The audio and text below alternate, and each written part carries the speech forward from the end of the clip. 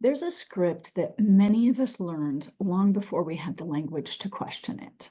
It's a set of expectations about what it means to be a good woman, what it means to be responsible and capable and thoughtful,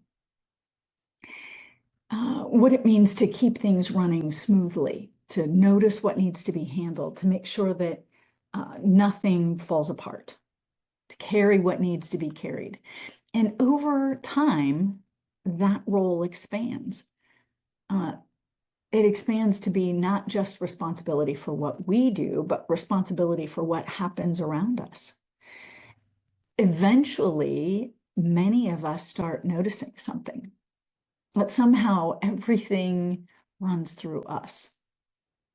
In the last video, we talked about the internal rule book that many of us inherited. It's the expectations that we absorbed long before we consciously chose them. Today, let's look at one specific version of that rule book. It's what I call the good woman script. For many of us, this script didn't just shape behavior. It shaped responsibility. It shaped about how we believe about who carries what, who is responsible for what, who notices what, who manages what, and who feels accountable when things don't go right or don't go well. For many women, the messages, they weren't always, or often weren't spoken at all directly to us. However, it was modeled very clearly. Good women are responsible. They are dependable. They keep things together. They anticipate problems. They make life easier for other people. And, none of those expectations are inherently wrong. Many of them are really beautiful expressions of care. And also, when those expectations expand into responsibility for everything, life can start to feel heavier than it needs to.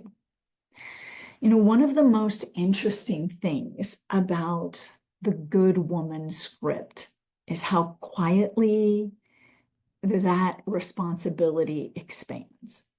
At first, it may look like paying attention to details, making sure that the household runs smoothly, remembering what needs to happen next, keeping track of what everyone needs. And over time, that awareness can turn into something much larger. It can turn into, if something goes wrong, we should have caught it. If something falls apart, we should have prevented it. If someone behaves poorly, somehow that reflects on us. And responsibility begins stretching far beyond what's actually ours. Eventually, that expansion becomes so normal that we don't even notice it. We just call it being responsible. We just call it life. And there's a little appearance layer to this that I think is important to make note of. That's part of this script for many of us. And that appearance layer is not just how we look, it's how things around us reflect on us. I remember joking in past relationships that my partner needed to make sure he ironed his shirt before we went somewhere. And the reason is because if he showed up wrinkled, that somehow made me look bad. And of course, when I said it, I was only partly joking, because underneath it is the very real pressure that what happens around us reflects on us. If the house is messy, if the kids misbehave, if something is disorganized, if someone shows up unprepared, somewhere inside the system, there can be this belief that we should have handled it better, that we should have prevented it, that we should have managed it. And that's a lot of responsibility for one person to carry. The next little piece of this is the emotional labor. It's not a little piece, it's actually a huge piece of it. And it often gets unnoticed, that emotional labor piece, because it's not just managing tasks, it's managing everyone's emotion. It's making sure that everyone feels okay. It's tracking what people need, anticipating problems before they happen, remembering appointments, managing schedules, holding the emotional tone of the household, and often doing it so behind the scenes that it barely gets noticed, even by ourselves. I coached a woman at one time who was building her own business. In fact, she was building two businesses while raising three children, young school-aged children. She was also homeschooling those children while managing her own multiple autoimmune conditions. And her husband was working full-time and going to school full-time. In other words, she was carrying the entire day-to-day reality of the household by herself without help. And when she came to coaching, she said something that many of us say, like, I don't understand why I'm so exhausted. Now, of course, looking at it, you might say, well, duh, of course you're exhausted.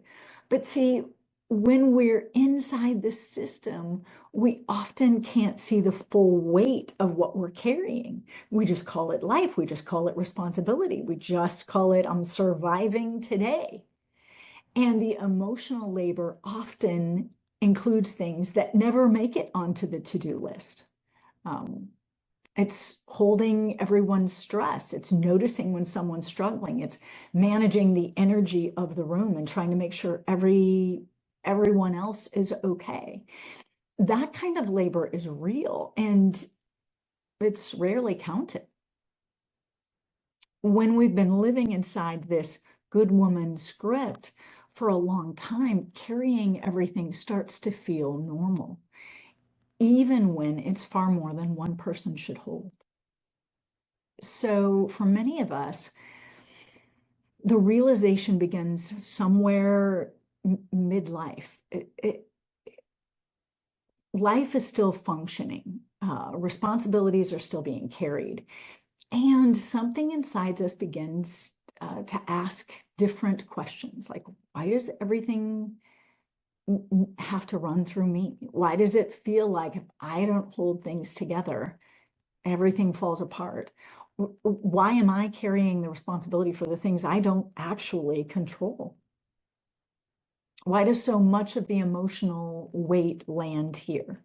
And sometimes we don't even ask those questions directly. We just know this doesn't feel right.